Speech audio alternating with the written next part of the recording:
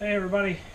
So things are a bit more haphazard out here because I just yanked it all out and threw it roughly where it was before. I assure you this is still everything we just had inside of the Wolfman Beta Mini 35-liter saddlebag. Now I want to talk about packing all this stuff into a completely different set of luggage, and a set of luggage that actually I like a bit more for the lightweight dual sport category, because the weight's carried a little lower and we can distribute it a little better. So one thing I mentioned about the Wolfman was that it was not, in and of itself, was not waterproof. All of the luggage that I'm going to show you now is actually completely waterproof on its own, so that saves us a little bit in our capacity and how we deal with that. So first, we'll talk about this. This is a giant loop. You've probably seen these before, wondered about them. I have not yet used this. I have test packed it a few times. You can probably guess this part kind of sits right over the very back of the seat. So the assumption here is that this bag's actually better if you don't have a passenger area in the back of your seat, more on a small dual sport, because this part, which holds up the majority of the weight, actually can be right at the very back of your seat, and because the bag slopes away, it won't interfere with you as you're going over tough terrain while you're standing up.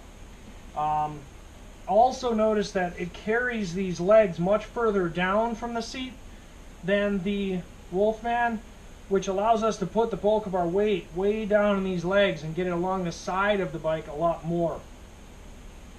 So that was my main reasons for getting it. I did like the Wolfman bag, but it has its downsides. Carrying the weight high was actually great on my GS. It was fine for that. But as soon as I move it on to the lighter bikes like my WR250R and my Beta 500 RS, didn't like it as much. I'm hoping this is going to work a little better for me. So let's go ahead and talk about some of the other luggage that I'm going to be using.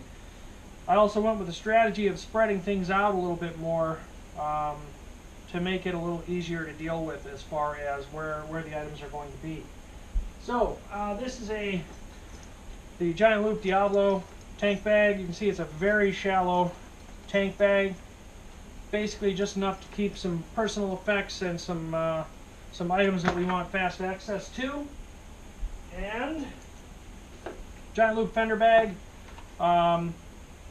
strapped on the front or the rear. While this is in place, I can still get one of these in place on the rear.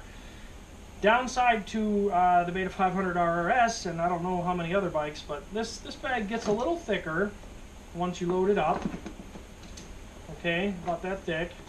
And the headlight is very close to the front fender on my current dual sport. So if this is up front, it actually blocks some of the headlight. And since dual sport headlights are just not as good as, say, an adventure bike headlights setups are, I don't want to block any of that. So I'm going to assume this is going to be on the rear. I actually have two of these, but I'm probably not going to use the one on the front unless I only put thin items in it and really compress it down.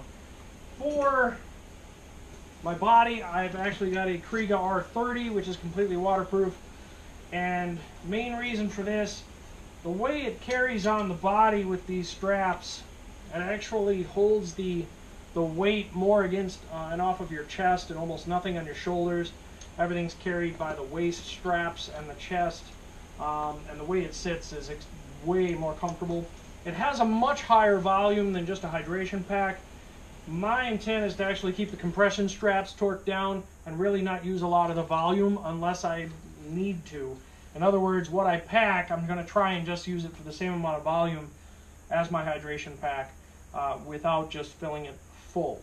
One thing I might do is I might take a bulky but lightweight item like my tent or possibly my sleeping bag, put that in here because it doesn't really add much weight, but it sure saves a whole lot of volume out of having to fit in the main bags. So what I'm going to do is, instead of trying to pack all this up on video, which will get pretty boring after a while, I'm just going to go ahead and pack it all up and then I'll start up another video to show you the results.